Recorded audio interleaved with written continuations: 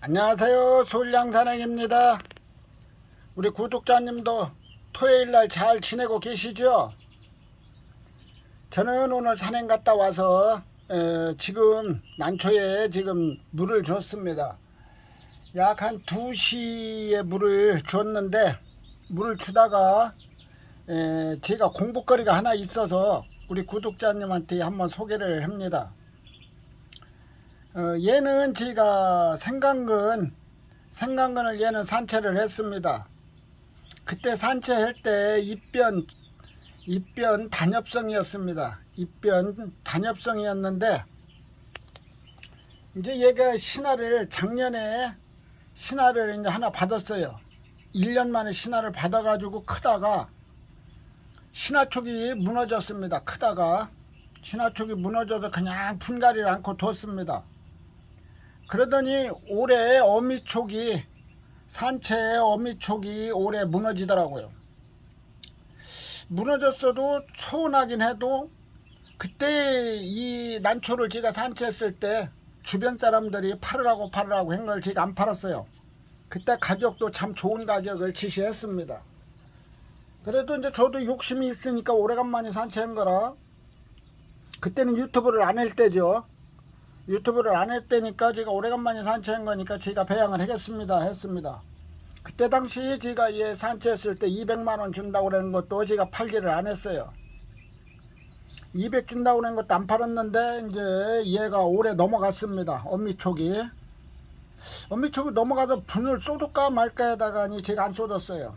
왜 안 쏟았냐면, 이래도 죽고 저래도 죽은 놈이고, 괜히 분 쏟아서 또 신화 올릴지도 모르다 신화를 올리다가 또 이 노대를 심히 붙여서 노대를 날지 않을까, 저는 그렇게 판단을 지었습니다. 왜냐하면 신화촉이 작년 신화가 먼저 넘어갔으니까 다시 신화를 분명히 올릴 것으로 저는 생각을 했습니다. 그런데 이제 신화도 올리기 전에 또 생강근 원촉이 넘어가는 겁니다. 원촉이 넘어가도 저는 얘를 쏟아보지를 않았습니다. 쏟아보지를 않고 제가 그냥 뒀어요. 왜냐하면 어차피 죽은 거 쏟는다고 해서 죽은 거 살릴 수는 없고, 또 혹시 모르게 또 밑에서 신화를 달다 힘이 붙여서 노대를 낼 수도 있다. 그래서 나는 둘 중에 하나를 판단으로 해서 분명히 신화가 붙었을 것 같더라고요. 그래서 제가 분을 안 쏟은 겁니다. 왜냐면 딴 때 같았으면 무조건 쏟아서 빨리 분갈이를 해봤죠. 그래가지고 소독을 다시 해서 심었겠지만, 얘는 신화촉이 무너지고 어미촉이 나중에 무너졌기 때문에 분명 신화를 올릴 것으로 생각을 했던 거죠. 근데 이제 이렇게 보시다시피 한 번에 두 개를 올렸습니다. 두 개를 올리다 보니까 얘가 힘이 붙이니까 그냥 노대를 난 겁니다. 어미촉이 노대를 나고 새끼촉에서만 두 촉이 올라오고 있습니다. 이렇게 잎도 아주 팽팽하게 올라오고 있죠. 지금 사이즈는 0.65 정도 됩니다. 넓은 데가 0.65. 지금 키는 약 5cm 5cm가 조금 모자랄 겁니다. 4.5 정도 될 것 같습니다. 키가 아주 생기기도 잘 생겼죠. 예? 자, 봐보세요. 갓도 잘 썼습니다. 갓도 잘 쓰고 잎도 꼿꼿하게 딱 잘 말아 올리고 있죠. 지금 이 상태로 크면은, 제가 봤을 땐 이 상태로 커준다 그러면은 아주 좋은 편이 되겠죠. 변 아니면 단엽으로 가겠죠. 그러나 이제 그 난초라는 건 모르는 겁니다. 난초는 청 늘어진 난에서도 변으로도 가고 환엽으로도 갑니다. 제가 그건 나중에 한번 또 영상으로 보여드리겠습니다. 생강근 촉이 약 한 20cm 정도 되는 난인데, 걔를 제가 키운 이유가 있습니다. 걔가 올 신화 아주 약 1.2mm 정도 되게 넓게 받아갖고 딱 나오더라고요. 먹난인데, 그래서 제가 지금 이제 그 난초를 여기다 갖다 놨으면 제가 그 설명을 하겠는데, 그 난초라는 건 크는 데가 한도가 있어요. 어디까지 큰다는 것은 분에다 올리면 어디까지 준다는 게 그게 어느 정도 들어맞고 있습니다. 예측상으로. 그래서 이제 제가 그것을 나중에 다음에 한번 영상에 제가 올리겠습니다. 그렇지 않으면 제가 내일 모레 실방을 한번 했는데 그때 실방할 때 제가 그 설명을 해드릴까 합니다. 제가 실방을 이제 내일은 일하러 갑니다. 내일은 일하러 가고 월요일날 제가 쉬는데 월요일날 시간이 되면은 제가 게릴라로 실방을 한번 해보겠습니다. 그때 제가 설명을 한번 드리겠습니다. 그 난초가 왜 그렇게 줄고 넓게 크는가를. 근데 이제 그 판단을 잘 하셔야 이 우리가 산에 갔을 때 꼭 잎변만 찾으러 다니면 잎변이 없습니다. 또 단엽만 찾으러 가도 단엽이 없어요. 사실 단엽이 어디가 있습니까? 그렇게 그것도 단엽같이 모양을 갖췄다도 얘가 크면서 청 늘어지는 난초가 80%입니다. 80%는 늘어집니다. 잎변같이 신화 올라올 때는 잎변같이 올라와도 신화를 받으면서 잎이 늘어지죠. 그런 경향이 많이 있습니다. 뭐 밭자리라고 해서 전부 다 단엽으로 나오는 게 아닙니다. 밭자리도 거기에서 우리가 판단을 했을 적에는 거기에서도 10% 정도 밭자리라고 해도 10%가 단엽이고 우리가 생각했을 적에 100개가 다 단엽으로 나오지는 않습니다. 100개라고 하면 10개가 단엽으로 나오면 잘 나오겠죠. 잎변이나 단엽으로 나오면 잘 나오는 겁니다. 그렇기 때문에 밭자리라고 해서 다 단엽으로 뭐 생강근이 올라온다 하다 다 단엽 아닙니다. 그건. 뭐 제가 경험으로 봐서는 우리 그 동호회에 있던 사람이 그 단엽 밭자리에서 한번 생강근에 딱 올라온 거 60몇 촉도 한번 켜본 적도 있어요. 생강근으로 딱 한번 떴는데 60몇 촉입니다. 그렇게 올라오는 자리가 있는가 하면 사방에서 3D 사방으로 분포가 돼가지고 3D 사방에서 올라오는 그런 자리도 있습니다. 씨가 다 그렇게 잘 분포가 돼가지고 씨가 폭삭 떨어진 데는 그렇게 생강근이 푹 올라오는 데도 있어요. 그러니까 한 60촉 정도 되죠. 약 한 20년 전인가 그때 보니까 단엽 서단엽인가 인터넷에 올라왔는데 거기도 약 한 30촉가량이 한번 올라왔대. 생강근 뭉치로 해서 서단엽이 그렇게 좋은 단엽도 그렇게도 올라옵니다.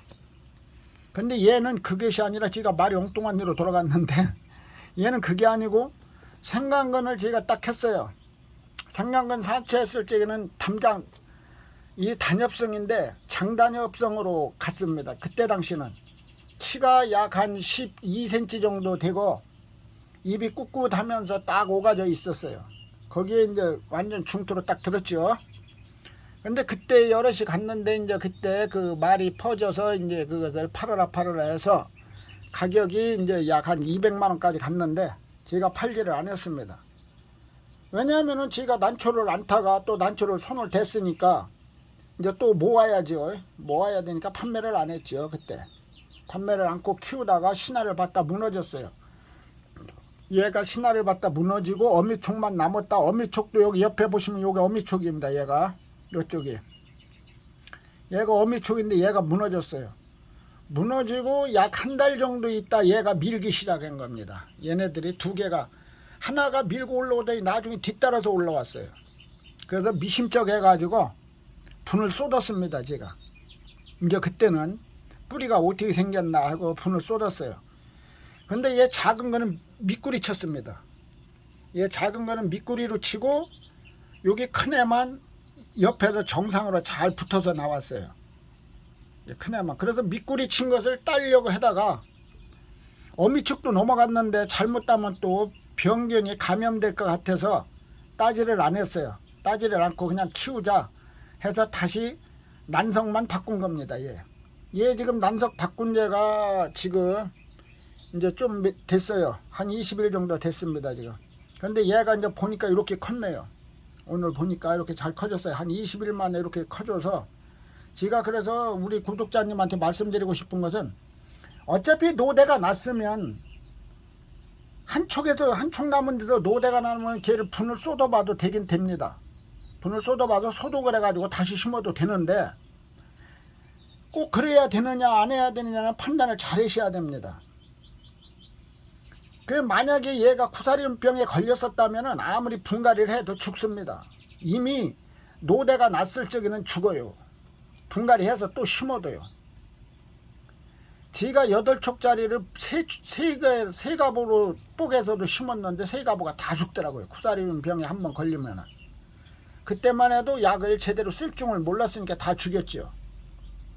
지금 같으면 약을 한 가지만 갖고 치료하는 게 아니라 지금은 약 한 3가지 정도로 교대로 약을 줘가면서 치료하고 영양제도 또 이것저것 고루고루 줘가면서 치료를 하면 거의 살려냅니다. 지금은 거의 난초를 죽이는 방도는 없죠. 지가 애지간해서는.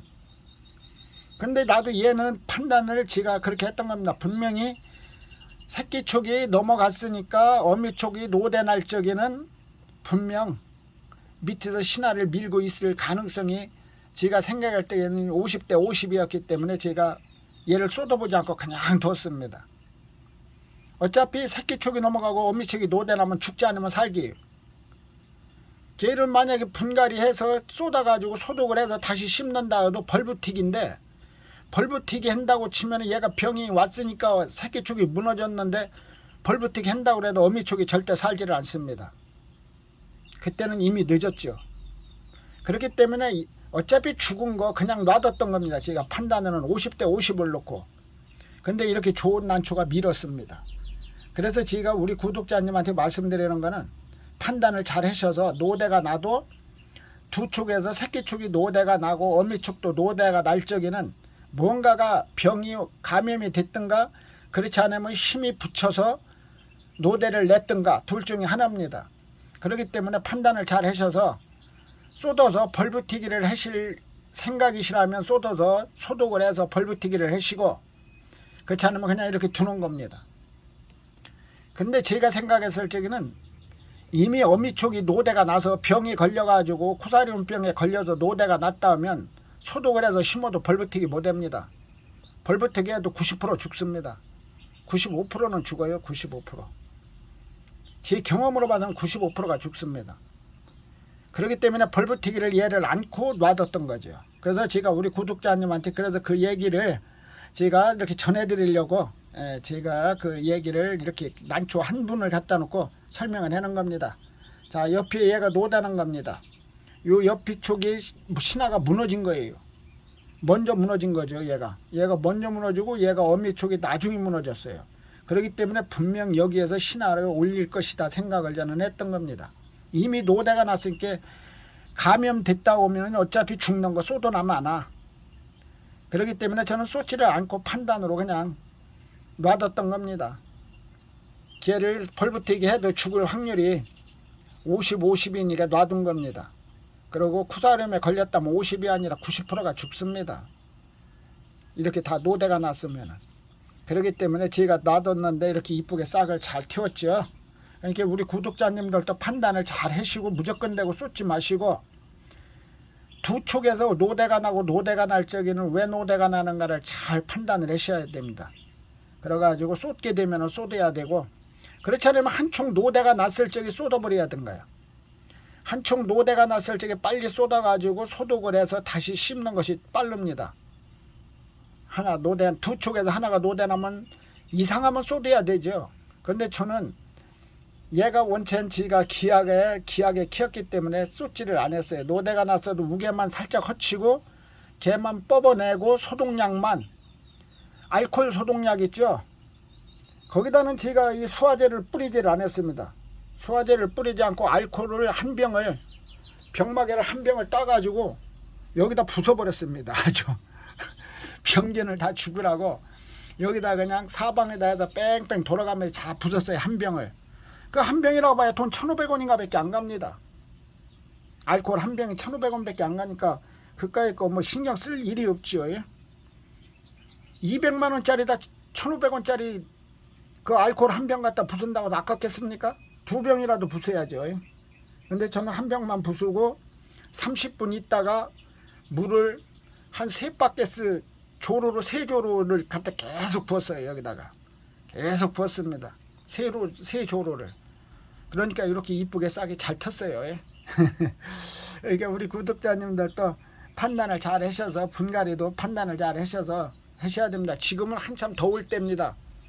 제가 여기 베란다에 에어컨을 끄니까 36도 37도까지 올라가더라고요. 그렇게 더운 데에다가 에어컨을 제가 고치질 못해서 않겠으니 난초가 그래도 살아있는 게 용케 살아있습니다. 그래도 죽지 않고 잘 살아있어요. 요즘에는 에어컨을 고쳐서 에어컨을 틀어주니까 지금 29도 30도에서 왔다 갔다 하고 있습니다. 고선을 맞췄기 때문에 그 정도면 난초가 잘 자라주니까 고선을 맞춰서 지금 틀어놓고 있어요. 그럼 우리 구독자님, 제 설명이 또 이렇게 약이 될란가 독이 될란가는 몰라도 제가 이렇게 됐다는 것을 제가 우리 구독자님한테 설명을 한번 했습니다. 그러니까 우리 구독자님이 꼭 그렇게 하시라는 뜻으로 제가 말씀드린 건 아닙니다. 제가 이렇게 해서 이렇게 튀어냈다는 걸 말씀드렸을 뿐입니다. 그러니까 우리 구독자님이 잘 판단되시고, 이제 2년 3년씩 이렇게 노하우가 계시면 다 어느 정도 판단을 하실 겁니다. 이 난초는 뭐 누가 아무리 가르쳐 준다고 되는 건 아닙니다. 내 스스로도 터득을 많이 해야 됩니다. 유튜브도 보셔가며 생각을, 판단을 또 다시 해보셔야 됩니다. 판단을 해보시고 또 다른 사람 것도 보고, 그렇다고 해서 뭐 영양제를 이것 주면 좋다 저것 주면 좋다고 영양제를 막 계속 막 갖다 주시면 안 됩니다. 소독약이든 무슨 쿠사림병이든 뭐든 스포탁이든 내 주권에 맞게 내가 주던 대로 줘야 됩니다. 다른 사람이 이렇게 준다고 해서 저렇게 주고 저렇게 준다고 해서 이렇게 주고 막 이 약 주고 저 약 주고 막 갖다 계속 갖다 준다고 해서 난초는 사는 게 아닙니다. 얘들도 약해를 입든가 영양제도 너무 많이 쓰게 되면 영양제도 약해처럼 입습니다. 영양제도. 그러면 난초 뿌리가 썩어 들어가요. 밝은제 쓰는 것도 마찬가지입니다. 밝은제도 무턱대고 막 갖다 들이부숴대면은 뿌리 다 썩습니다. 밝은제도 그 농약사에 가서 잘 물어보세요. 밝은제 사용을 어떻게 하는가. 그러면은 그 양반들이 경험이 많기 때문에 그 양반들이 설명을 잘 해줍니다. 밝은제는 초창기에는 전부 분재 같은데 그런 데다 썼어요. 그러다 난초가 좀 뿌리가 약하고 하니까 난초에다가 약 한 3,000배씩 타서 난초에다도 뿌리니까 뿌리가 좀 잘 내리고 새끼가 좀 잘 치고, 그래서 이제 너도 나도 쓰기 시작한 거죠.